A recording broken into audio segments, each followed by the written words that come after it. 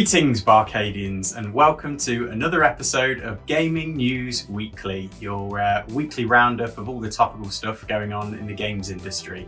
Every Friday at 5 PM UK time, so don't forget to smash that like button, join us on the channel with a subscribe, and ring that bell for notifications. But normally you have a couple of hosts, so myself, Tabs, and my good friend Rich, who's currently missing in action. So just me today. Naively, he's trusting me to steer this sinking ship and try and make it meaningful for everybody watching. But yeah, insert audience for Rich's missing spot today. Hello, darkness, my old friend. But yeah, he's enjoying himself, he's on holiday, so he's rejuvenating, and I'm sure will come back to us next week with a zest for life fully renewed. So yeah, we've got quite a bit to talk about today. Four fairly juicy stories, as well as our everything else segment, which is like a quick fire round of everything we couldn't fit in. But we normally kick off by talking about what games we've been playing this week. So I can't really speak for Rich, but I do know we had a bit of a garden gathering, myself, Rich, and a couple of our mates recently. And I know that we were playing some Mario Kart. We were also playing some Super Mario 3D World multiplayer. So that's what Rich has been dabbling in a little bit. And yeah, it was a great laugh. Really nice to catch up and sort of see each other in a physical sense, given everything that's been happening in the world. So that was fab. For myself, what have I been playing? PS Vita stuff a little bit. So completed Resident Evil 2 with Leon. Now I've got the second section of that to do with Claire, I think it is. And apart from that, what else have I been playing? I started Legacy of Kain. So I might have a little play around with that. I never got on board with that back in the day. Soul Reaver, I think it is. But yeah, we'll see how that goes. But suffice to say, we've got a pretty gaming-centric weekend lined up, me and Rich. I've actually bought Pro Evolution Soccer 2021 for the PC and for the PlayStation. We're going to try and do a cooperative Master League is our aim. We used to love it back in the day. And although it's not quite the same game as what it used to be, we're hoping, it's going to recapture some of that magic over share play if it's on PlayStation, or Parsec we use if it's on the laptop. So stay tuned for our happenings on that next week. But yeah, let's dive in to the first topic. So you'll notice, I'll head up the news this week, that it's very PlayStation heavy. And I think, Rich and I are fans of the PlayStation. We don't keep that a secret, but we like to cheer on everybody in gaming. But it's been a heavy week for PlayStation and Sony coverage-wise, so it's just a natural result of that. So let's kick off. PlayStation expanding on PlayStation Plus. So this article comes courtesy of VGC, and this is what they had to say. So Sony could be set to roll movie content into PlayStation Plus subscriptions. A logo for PlayStation Plus Video Pass was published on Sony's official website today, along with the following description on its Polish website, now removed.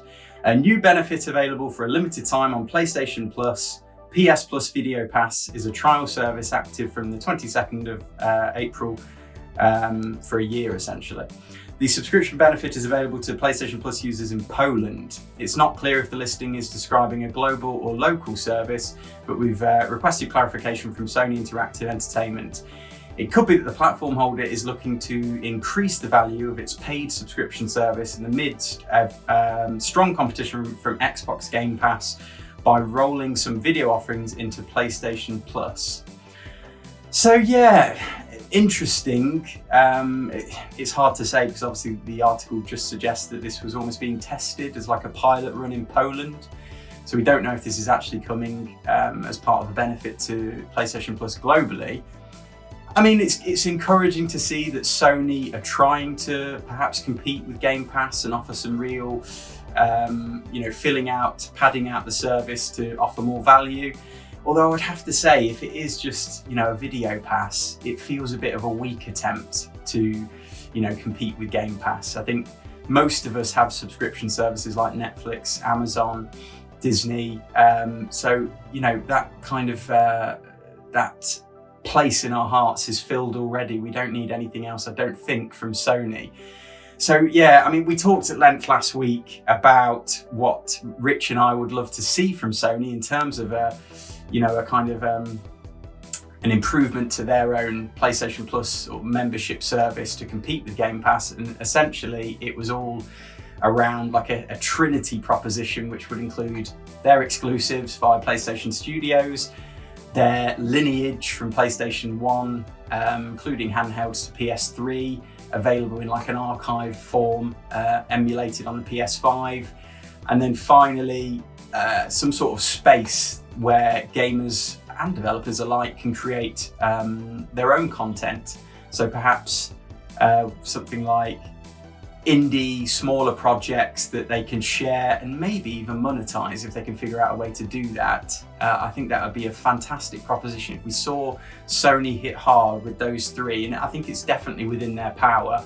Dreams is basically that third pillar, and we've seen PC enthusiasts already come up with emulations for, you know, for all those consoles, and even up to the PS3, which I'm sure they could do on PS5 if they really put their mind to it. So yeah, I think at the minute, there's some concern from me as a PlayStation fan about where Sony are going with their, you know, competition to Game Pass, but at least they're trying, and hopefully this is just the start of something we'll see a lot more of. And then a quick follow-up, just building on that that kind of PlayStation Game Pass proposition, or them fatting out PlayStation Plus. So we've got the PlayStation Store U-turn. So this comes courtesy of Eurogamer, and essentially they've had this to say: PlayStation has dramatically U-turned on its decision to shut down the PlayStation 3 and Vita digital stores, following fan criticism. In a statement issued this evening, PlayStation boss Jim Ryan admitted, "It's clear that we made the wrong decision here. The PSP store will still close on the 2nd of July this year as planned." PlayStation's decision to drop support for digital PS3 and Vita games purchases was met with significant criticism from fans concerned over the impact it would have on game preservation. Eurogamer collated a list of classics which will be lost for good, and its debate, which will likely still continue for PSP. Sorry, it's a debate that will likely still continue for PSP.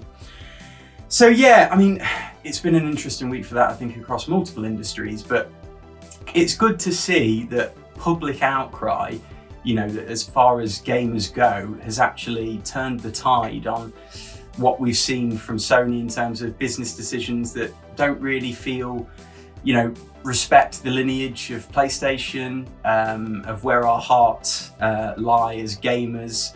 So it's great to see that they've actually responded to this and at least suggested that, you know, PlayStation 3 and Vita stores will remain for now at the very least. I don't think it takes away from the fact that they're not going to be there forever. Support is undoubtedly at some point going to stop, and when that happens, you know, we don't know yet, but I can't imagine it's going to be too far into the future. Again, for me, it would be fabulous if they can figure out a way to emulate these consoles on the PS5, give us at least the classics from all of their history of consoles, and that for me does a lot to appease, you know, everybody out there. In fact, I saw, I think it was GameSpot put up a poll this week, and in it they were asking for what gamers would like to see on the next update for PS5. I think it was something like 70% of the people who responded to the poll had said they'd like to see backwards compatibility for, you know, PS1 to PS3 consoles. So it really does say a lot for the audience out there and what they're, you know, clambering after. And I pray that Jim Ryan and Sony are listening hard to that. And as I say, they really do a lot to address this backwards compatibility issue, which they've not committed to with PlayStation 5. And, you know, obviously with Xbox, they have a lot more. So yeah, let's hope for a bit more on that in due course. A coverage of the Oculus gaming showcase, which I hadn't heard much about actually. All about VR, of course, and this was last night, this Wednesday, when I saw it, last night in my world, but for you a couple of days ago. So yeah, this was nicely rounded up by GamesBeat, so I'll rattle through this article for you. Facebook's Oculus division showed off 12 virtual reality games at its first branded Oculus Gaming Showcase event. With strong sales for Oculus Quest 2 VR headset, VR is enjoying a resurgence. Back in February, Oculus said that 60 games had crossed $1 million in sales and 3 games had topped $10 million in sales. So what did we see on offer? A few of the kind of highlights from my perspective were Resident Evil 4. It's essentially being remastered into like a VR experience. A lot of work looks to have gone into this. So they say here you can wield separate weapons in each hand or use two-handed weapons like shotguns. About 4,500 images have been retextured or up-res, and it can run at much higher frame rate than the originals. So yeah, I think a lot of fans out there of Resident Evil 4 will be interested by this. For me personally, I don't know. I find scary games difficult the best of times, let alone in VR. And obviously you've got motion sickness issues as well to contend with. But it certainly looked cool. I'd like to give it a go. I think the problem is with any VR games, you've got the issue of accessibility. And I know that this Oculus Quest, it's a standalone model. Essentially, you don't need to tether it to either a console or a PC to function, which is great. It's progress, I think. But you're still looking at something like, is it £300, maybe something like that? So it's not exactly without a barrier for entry, if you like. You need to know that perhaps there's a future for the platform, and I think that's what they're trying to do with this showcase. But let's move on. What else did we see? Star Wars Tales from the Galaxy's Edge Part 2. is announced. It's being worked on. Star Wars Pinball VR, which looked really cool. It's like a VR collection of, I think, popular classic Star Wars pinball machines with some new ones intertwined. Some really cool interactive elements that have been added to them as part of the VR experience. And one of the best things was it was almost like a fan cave filled with all Star Wars memorabilia, collectibles, interactables that you can go around and toy with and enjoy. I thought that was a great idea for people who perhaps can't afford some of those more expensive pieces of memorabilia. And then we've got Carve Snowboarding. So this was the creator of 1080 Degrees Snowboarding N64 Classic, Giles Goddard, returning with his new development team, Chuhai Labs. So they're hoping to give a modern take on this classic 1080 Degrees Snowboarding, but obviously in the VR format. So yeah, I mean, you didn't see a great deal. There was a short demo, looked interesting. Graphics aren't stunning by any means. It was almost more of a cel-shaded look, I thought. But with that lineage behind them, I think we're going to see a good game churned out. So yeah, stay tuned on that one. A couple of others to finish off with. Wraith, the Oblivion Afterlife. Looked like a very, very scary, horror-inspired game. Really nice graphics, actually. And yeah, puts you in this position of almost like a villain as a wraith, as a ghost. But that looks really engaging, but again, perhaps not my type of game. Finally, we've got the Climb 2, which stood out for me. So it's like a VR game where you literally climb, I think, mountains and some kind of crazy abstract locations as well, with moving platforms. Look really fun. If you suffer with vertigo, I think it's going to be straight out the window. But yeah, I love the idea of it. Rich and I have talked at length previously about a climbing experience on Astrobot for the PlayStation 5, which we really enjoyed. And I suppose this is kind of the next stage of physically climbing services with your hands, or the Oculus controllers. So yeah, I think overall for me, again, it comes back to this barrier for entry. I have to say, after watching the showcase, I came away feeling a bit envious, feeling like, blimey, there's some fantastic looking experiences here. And I feel like I'm missing out on that. I don't have the access to these things that I'd like to. But yeah, I don't think for me at the moment, just on the basis of this showcase and what we've seen previously, maybe Half-Life Alyx is another big VR game I'd be interested in. There's not enough there yet to really pull me to the investment of a whole new platform, essentially, at £300 odd. So yeah, stay tuned. I'm really interested to see. Clearly there's a lot of investment in VR, you know, not just from, well, Facebook, Oculus, but also, you know, PlayStation, Valve. So there must be a market for it. I think we just need to see them develop the technology and deliver more accessible ways to experience it. So finally this week, if I can get the right picture up, there we go. So we've got Gamepass on Switch rumours. So this comes courtesy of Games Radar, and this is what they had to say. Bit speculative this one, but interesting nonetheless. So Xbox has prominently featured Nintendo Switch in the background of another of its video events, touching off even more fevered speculation about what it could mean. This time the Switch appeared in the background of Microsoft's developer-targeted GameStack event.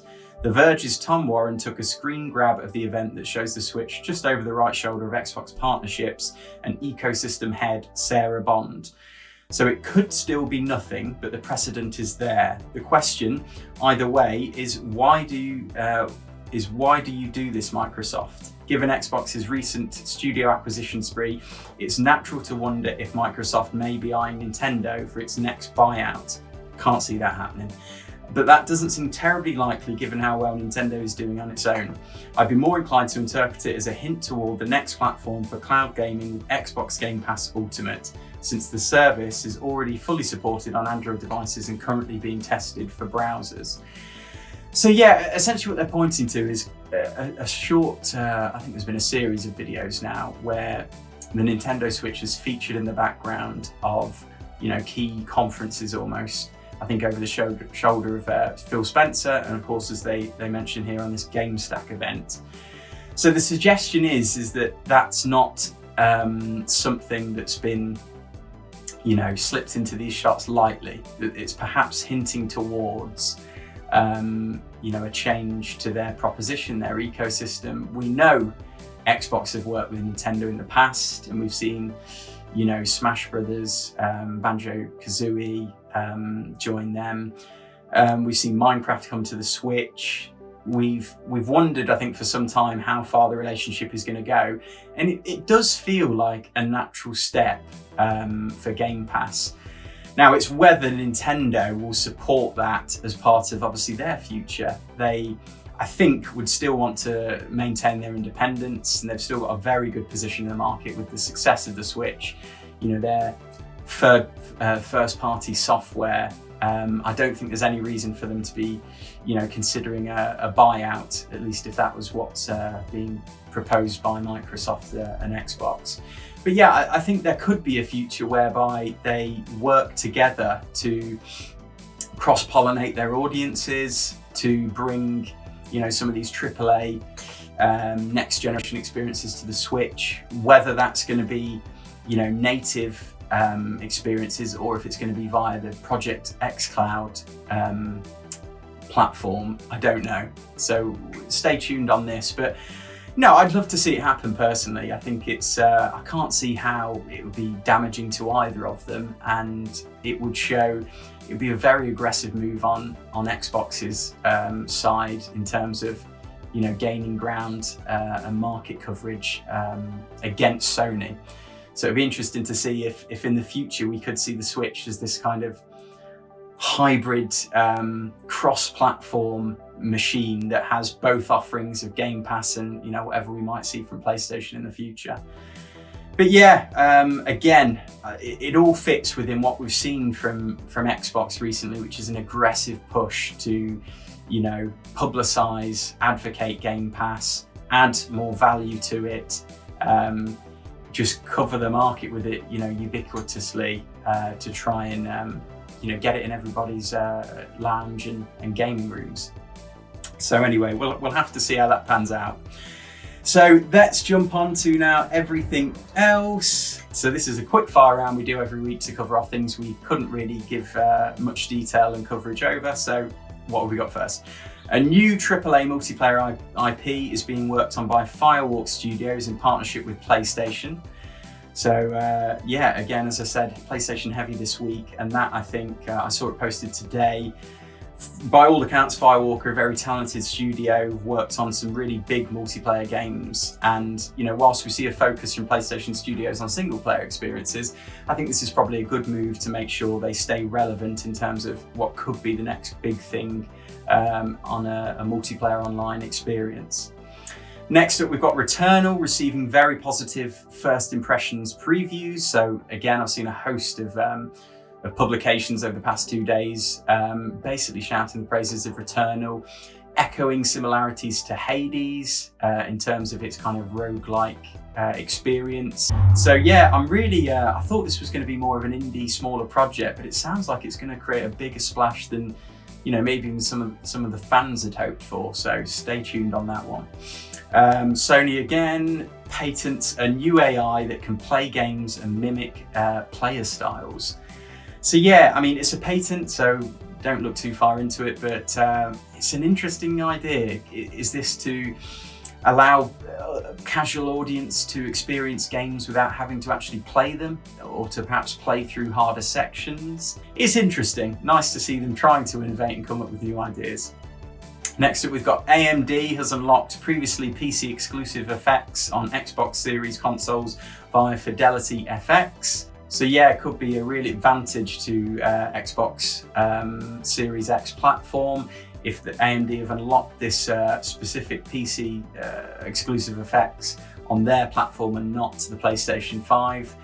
I had a quick skim over the article and it does seem like there's some meaningful tools there. So perhaps we'll see more of a distinction between, you know, the level of power of the Xbox Series X compared with the PS5 in the coming years, as we understand it's slightly more powerful at the very least. And then finally, we've got Jim Ryan says that PlayStation 5 is to have more exclusives than any generation, any of their generations prior. So again, another aggressive kind of attempt to sway the audience and to show that Sony mean business with the PS5, and they've got a healthy pipeline to come of exclusive games. So I think that wraps us up this week. I'm exhausted. I need to catch my breath. I really miss Rich, but hopefully I've threadbared something together for you to fill you in on this week's gossip in the gaming world. As ever, make sure you smash the like button if you haven't already. Make sure you subscribe to the channel if you rang the bell for notifications to stay abreast of everything we put out, and we'll see you next Friday at 5 PM UK time for another. And I think that's another one for the archives. Stamped and completed.